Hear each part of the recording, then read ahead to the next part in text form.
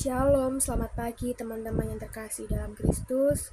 Sebelum memulai aktivitas pada pagi hari ini, marilah kita luangkan sedikit waktu kita sejenak untuk mendengarkan renungan pada pagi hari ini. Sebelum memulai renungan, marilah kita buka renungan pagi hari ini di dalam doa. Dalam nama Bapa, Putra, dan Roh Kudus. Amin. Allah Bapa kami yang bertahta di dalam kerajaan surga, puji dan syukur kami panjatkan kehadirat-Mu karena kami, anak-anak-Mu, dapat tidur nyenyak semalam dan dapat bangun di pagi hari ini tanpa kurang suatu apapun. Kami juga berterima kasih atas limpahan Roh Kudus-Mu yang telah menaungi kami setiap waktu. Sebentar, kami akan mendengarkan renungan pada pagi hari ini. Berikan hikmat kepada setiap kami yang mendengarkan renungan ini, agar renungan yang kami dengarkan dapat menjadi manfaat dalam kehidupan sehari-hari kami. Kami alaskan doa dan permohonan kami hanya di dalam nama-Mu. Kami sudah berdoa dan mengucap syukur. Haleluya. Amin. Dalam nama Bapa, Putra, dan Roh Kudus. Amin. Bacaan firman pada pagi hari ini diambil dari Markus pasalnya yang ke-8 ayat 34-38 yang berbunyi, "Lalu Yesus memanggil orang banyak dan murid-muridnya dan berkata kepada mereka, 'Setiap orang yang mau mengikut aku, ia harus menyangkal dirinya, memikul salibnya dan mengikut aku. Karena siapa yang mau menyelamatkan nyawanya, ia akan kehilangan nyawanya.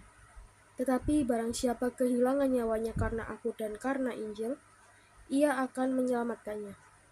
Apa gunanya seorang memperoleh seluruh dunia, tetapi ia kehilangan nyawanya? Karena apakah yang dapat diberikannya sebagai ganti nyawanya?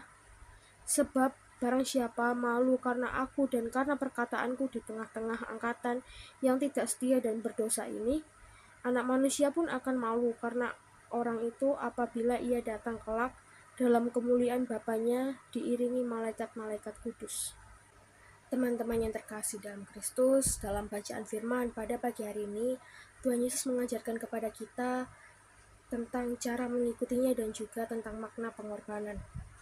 Ia berkata, "Setiap orang yang mau mengikut aku, ia harus menyangkal dirinya, memikul salibnya dan mengikut aku."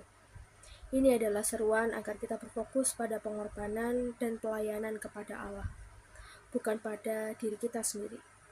Panggilan untuk mengikut Yesus dimulai dengan ajakan untuk menyangkal diri. Menyangkal diri di sini bukan berarti merendahkan diri kita sendiri, melainkan lebih kepada menyadari bahwa hidup kita bukanlah tentang memenuhi keinginan pribadi. Menjalani hidup berarti menjalani kehendak Tuhan. Menyangkal diri dengan demikian berarti memprioritaskan kasih dan kebaikan untuk sesama, meskipun itu mungkin mengorbankan kenyamanan dan keinginan pribadi kita. Tuhan Yesus menunjukkan jalan hidup yang penuh pengorbanan, namun membawa makna dan tujuan yang mendalam. Mengikutinya bukan berarti menjalani hidup yang mudah. Kita diundang untuk hidup dalam kesetiaan kepadanya, yang berarti dipanggil untuk melayani, mencintai, dan mengorbankan diri demi kebaikan bersama. Tuhan Yesus menyatakan bahwa untuk mengikuti Dia, kita harus memikul salib. Salib bukan hanya tentang penderitaan fisik. Ini merupakan simbol dari segala bentuk pengorbanan yang kita lakukan untuk hidup sesuai dengan kehendak Allah. Setiap langkah kita dalam mengikuti Yesus memerlukan kesediaan untuk mengatasi rintangan, tantangan, dan penderitaan. Namun Tuhan Yesus tidak memanggil kita untuk memikul salib sendirian. Dia sendiri telah menanggung salib yang terbesar demi keselamatan kita. Dalam setiap salib yang kita pikul, kita tidak hanya meneladan Dia, tetapi juga berbagi dalam kasih-Nya yang membawa keselamatan. Salib juga mengajarkan kita bahwa ada kebangkitan setelah penderitaan.